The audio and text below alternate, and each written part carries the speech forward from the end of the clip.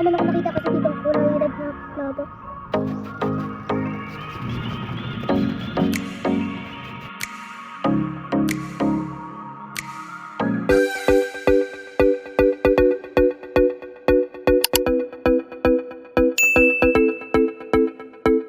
Hello, hi mga nay! Ilang araw na naman akong walang upload. Hinahanap ko pa kasi yung motivation ko sa pagbo-voice over.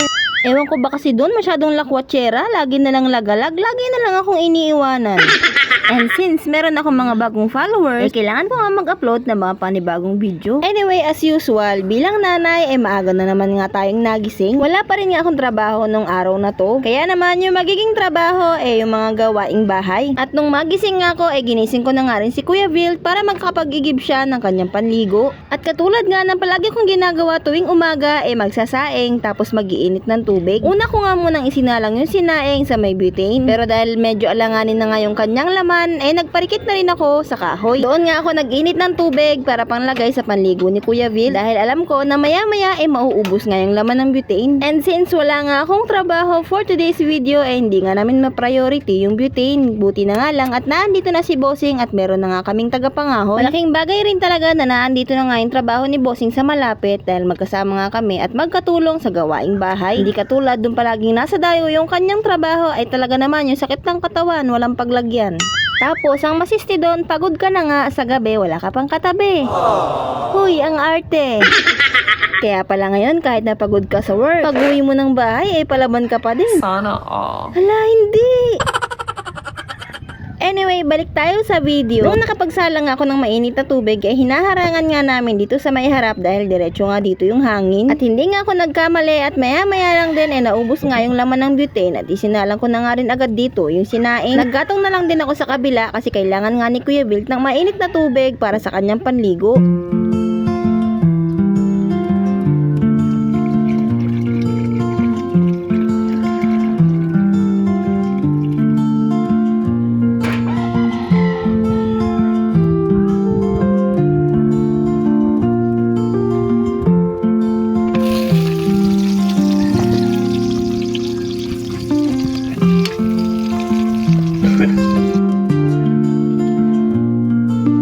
Nagluto nga lang ako ng hotdog para ulam ni Kuya Vil at siya na rin ang nag-asikaso ng kanyang baon. Umulan nga pala nung gabi, kaya naman ang Kuya Vil naglagay nga ng plastic sa kanyang sapatos. Maputi kasi talaga yung daan dito sa amin na talaga naman didikit sa sapatos mo. Pagkaalis ni Kuya Vil, maya-maya lang din umalis na nga rin si Bossing. At dahil nakaalis na nga yung aking trabahante at yung aking estudyante, eto namang isa yung aasikasuhin ko. Habang ako nagkakape, tinuturuan ko nga siya sa kanyang assignment. Hindi na kasi namin nagawa to kagabi, gawa ng hindi nga siya natutulog sa hapon at maaga nga siya nakakatulog kapag gabi.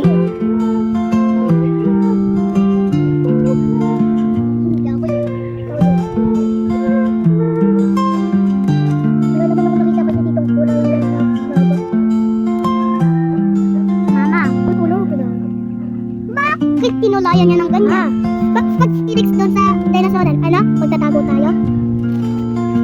At pagkatapos nga namin magsagot ng kanyang assignment, dumiretso na nga rin ako dito sa pagpapaikot sa washing. Kung napapansin nyo kasi, medyo marami nang dahon sa paligid ng bahay namin. At dahil yung aming walis na panlalaki, hindi nga nagagamit ni Bossing, so magiging pambabae siya for today's video. Pero gusto ko, habang nagwawalis ako, may umiikot nga mga damit dito sa washing.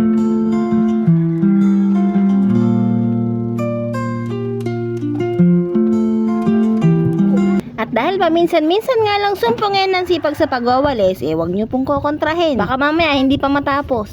Toka kasi talaga ni Bossing tong pagwawalis. Pero syempre, paminsan-minsan, naiisipan ko pa nga rin namang gawin to. Madalas kasi talaga yung oras ko, sakop na ng paglalaba, kaya hindi ko na nga magawa yung pagwawalis pa ikot. Pero yung totoo, tinatamad lang po talaga ako. Sorry.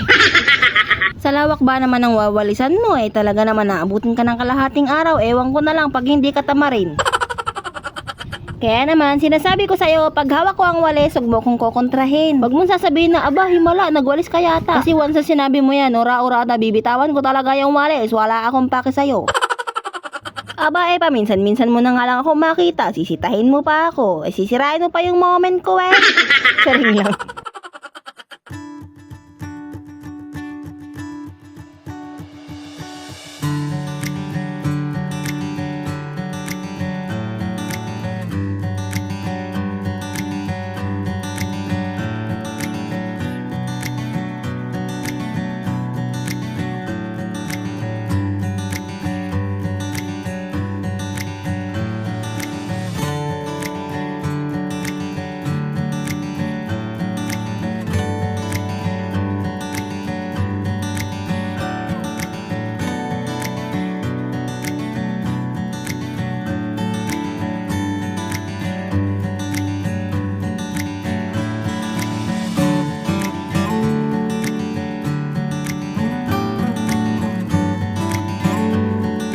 Kapag natatapos naman yung pag-ikot ng washing, kinukuha ko nga rin yung mga laman nito at tumitigil muna sa pagwawalis. Tapos magwawalis na lang ulit ako kapag napaikot ko na uli yung next batch ng nasa washing. Pero sa mga oras na to, tumigil nga muna ako sa pagwawalis kasi kailangan ko nang asikasuhin si Kuya Von dahil papasok siya. Nagluto nga lang ako ng itlog at saka corned beef dahil uuwi nga si Bossing ngayong tanghali. Yung itlog naman ay uulamin at babaunin ni Kuya Von kasama ng isang pirasong hotdog. Isa na lang kasi yung natira dun sa niluto ko kaninang umaga. Nitong nawalan kasi ako ng trabaho, talaga namang pinupush ko na mapabaunan si Kuya Von ng kanin dahil yun nga yung gusto niya. Sa susunod kasi kapag busy na naman ako, biskwit na nga lang uli yung ipapabaon ko sa kanya. Madalas kasi talaga hirap na hirap akong i-manage yung oras ko. I-manage. Paano? Ang tagal-tagal mo mag-Facebook. Uy, huwag ka maingay. Secret lang yun. At pagkatapos ko ang maasikaso si Kuya Von, eto nga't papasok na kami. Maglalakad nga lang kami papasok. Buti na nga lang, for the go din to si Kuya Von sa paglalakad kahit init.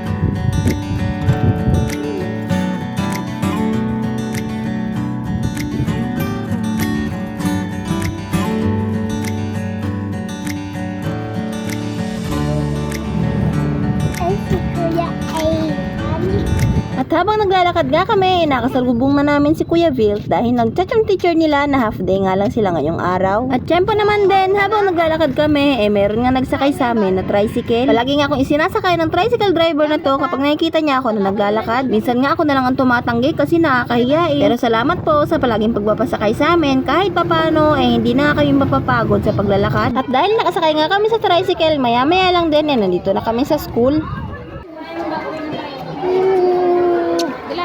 Hinatid ko lang din sila sa room nila at umuwi na nga rin ako agad. Fast forward at nandito na nga ako sa bahay. Syempre patutulugin ko na nga din si Bunso para makontinue ko na yung ginagawa ko kanina. Habang pinapatulog ko si Bunso at saka si Kuya Vilt, maya lang din umalis na nga rin si Bossing. At dahil tulog na nga yung dalawa, oras na para gumawa ulit. Pero bago yun, ibubuksan ko nga muna yung nakuha kong parcel kanina. Nasabihan lang ng dalaga, feel naman. Uy, mahiya ka, baka dala na. Sa store ko nga pala kinuha itong mga parcel na to. Doon kasi sa store naka-address yung mga Shopee ko. Mas madali kasi akong mahagilap doon. Nag-order ako ng bagong microphone para sa aking pagbablog. Kasi diba ako naaalala nyo, yung una kong nabiling microphone nasira nga. Dahil habang ako'y nagbablog nalaglag ng cellphone. Pero nung tinesting ko to hindi nga gumagana. Kaya mag-order ako ng bagong connector.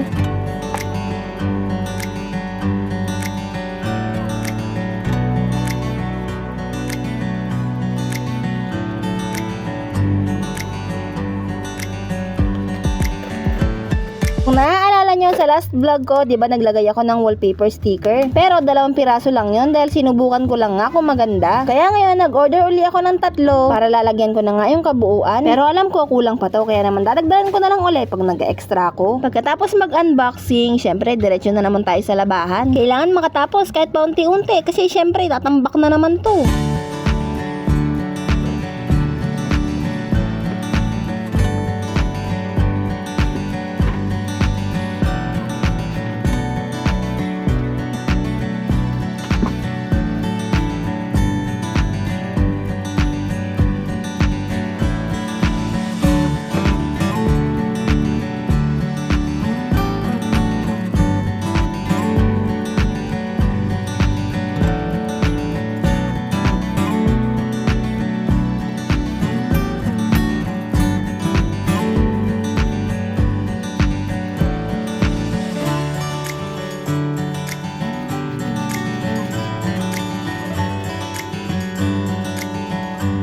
Nung mag-aalas 3 na, syempre stop muna sa paglalaba at oras muna ng pagsusundo.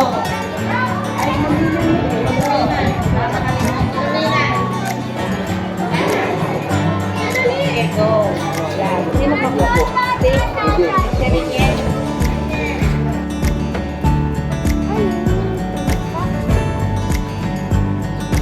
At dahil napagod sa paglalakad, syempre pag uwi ng bahay, kape-kape nga muna habang nakatambay dito sa paboritong tambayan. At pagkatapos magkape, syempre balik labada na naman. Sa dami ng nilalabahan ko ay nako parang hindi talaga kayang tapusin ng isang araw lang. Ewan ko ba, pag nakabawas ako ng 2 timba, mayroon din dadagdag na 2. Yan, kasi anak pa more, dagdagan mo pa.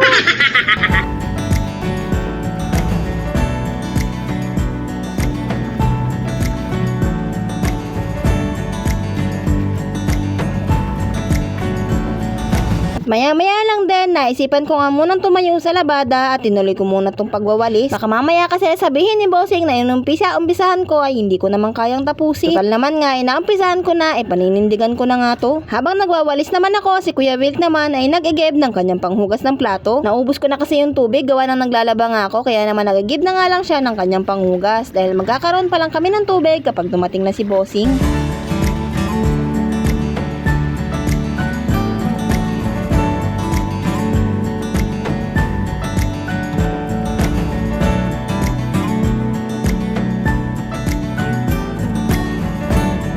Fast forward at tapos na ako sa pagwawalis kaya diretso na ulit sa paglalaba. Binuksan ko na nga rin yung ilaw dahil medyo madilim na nga dito sa aking pwesto. At habang ako yung naglalaba, si bossing naman yung nag-asikaso sa pagluluto. Pero dahil mapait nga siya magluto ng ampalaya, ako pa nga rin ang tumayo at nag-asikaso ng pagluluto nito para makakain na din yung mga bata. At pagkatapos kumain, inisikaso ko pa nga rin at tinapos magpaikot ng mga damit sa washing. Kahit na yung kulay ng tubig ko ay kulay putik na nga.